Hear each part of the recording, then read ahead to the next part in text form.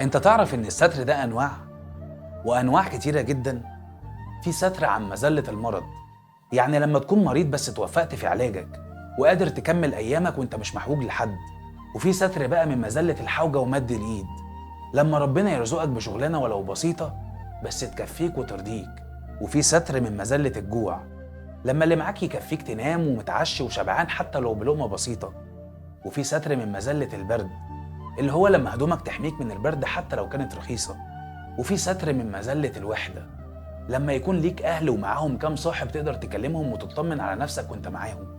وفي ستر من مذلة الاكتئاب، لما تقدر تسرق من الزمن ضحكة وانت حزين وتبقى شاكر وراضي ومش محتاج لذل الحاجة.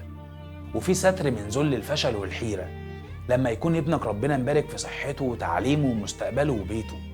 وفي ستر البيوت، لما بيكون عندك شريك حياة ابن حلال وشبعان وشايل الهم معاك. وفي ستر الحلول، يعني أي مشكلة تيجي ومعاها سرعة الحل اللي يريح قلبك وينيمك مرتاح البال والخاطر. وفي قبل الكل معجزة ستر البركة، إن أي حاجة معاك فيها بركة من ربنا ومكفياك وبتغنيك عن أي حاجة. لو عرفت قيمة نعمة الستر هتعيش مبسوط ومتهني وكأنك أغنى الناس.